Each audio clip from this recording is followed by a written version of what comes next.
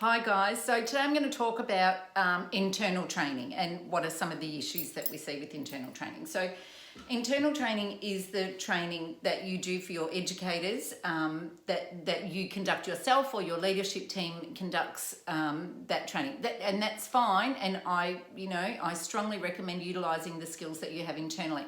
But the problems with internal training, there's a couple of things. Firstly, there are certain things that should be done by external trainers, and often that's just to send the message of the importance. So sometimes if you've got a group of educators that are listening to the same people deliver the training all the time, then they're kind of maybe taking that in as more of a staff meeting than they are as training, or they may not see the importance of that. Or sometimes what I see in family daycare is that the trainer or the facilitator doesn't really have those skills to motivate educators or to really embed that knowledge.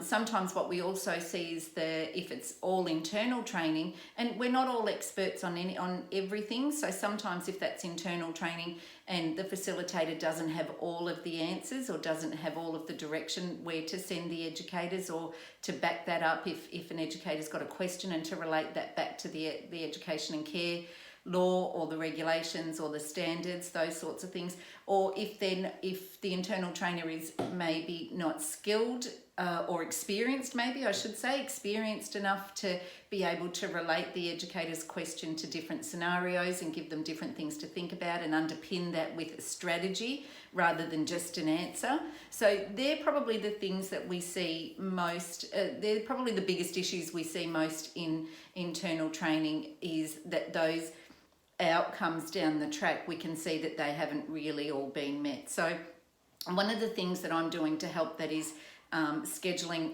question and answers. So whatever training you're working on with your educators, you can organise for me to be there for a Q&A session, so I can help with those questions and I can give the educators that strategy. So there's a couple of things there. Firstly, it's cheaper to do it this way because you're not getting me to come in and do the training like I do on so many occasions. So this is just really reinforcing what you're doing, backing it up, putting that governance strategy in there, using my experience to answer questions and help them really think.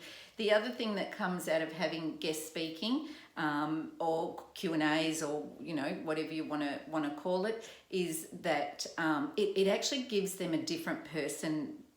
And then they're not just saying, my boss says this or my provider says this.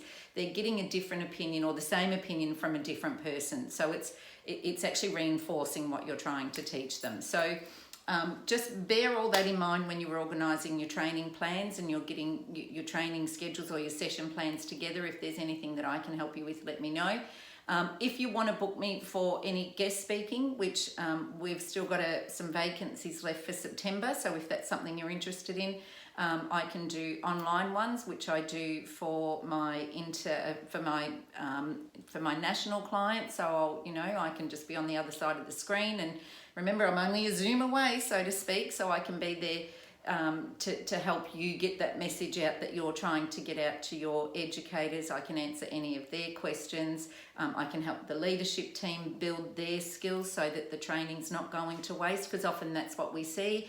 We see all this training in place, but we're not seeing it further down the track, that it's actually being implemented or built on or embedded, those sorts of things. So let me know. I'm going to pop this up. I've got some links that I'll pop up in email, in Facebook also. So, feel free to get in touch. See ya. Bye.